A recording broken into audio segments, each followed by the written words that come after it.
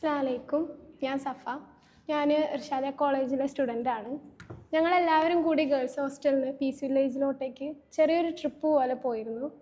അപ്പം ഇതിൻ്റെ രണ്ടാമത്തെയോ മൂന്നാമത്തെയോ പ്രാവശ്യമാണ് പീസ് വില്ലേജ് വിസിറ്റ് ചെയ്യുന്നത്. ഇതിൻ്റെ മുമ്പ് ഞാൻ കുറേ കാലം മുമ്പാണ് പോയത്.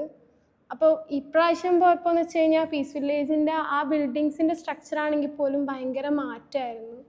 അതേപോലെയുള്ള അവിടെയുള്ള ആൾക്കാരുടെ തന്നെ ഒരുപാട് പേര് ഞാൻ കാണാത്ത പലരും ഉണ്ടായിരുന്നു.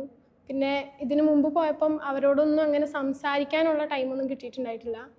ബട്ട് ഇപ്രാവശ്യം അവരൊക്കെ ആയിട്ട് നന്നായിട്ട് എൻഗേജ് ചെയ്ത് ഒരുപാട് ആൾക്കാരുമായിട്ട് സംസാരിച്ച് അങ്ങനെ ഒരു നല്ലൊരു സെഷനായിരുന്നു ഞങ്ങൾക്ക് കിട്ടിയിട്ടുണ്ടായിരുന്നത്. അതിനു മുമ്പ് ഞങ്ങളവിടെ ചെല്ലുമ്പോൾ തന്നെ താനാറാജിൻ്റെ വക പാട്ടുകളും അങ്ങനെ ഒരു അടിപൊളി ആയിട്ട് എന്നൊക്കെ പറയാൻ പറ്റും. അങ്ങനെ ഒരു സെഷനിലൂടെയാണ് ഞങ്ങൾ കടന്നു പോയത്. അവിടെ പോയപ്പോൾ തന്നെ എൻ്റെ കൂടെയുള്ള പലരും ഇവരോട് സംസാരിച്ച് കരയുന്ന മൊമെൻറ്റ്സ് ഒക്കെ ഉണ്ടായിട്ടുണ്ട്.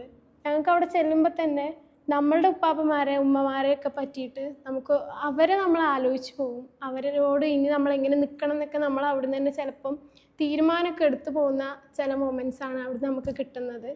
എന്നെ സംബന്ധിച്ചിടത്തോളം പേഴ്സണലി ഭയങ്കര ഹാർട്ട് ടച്ചിങ് ആയിരുന്നു.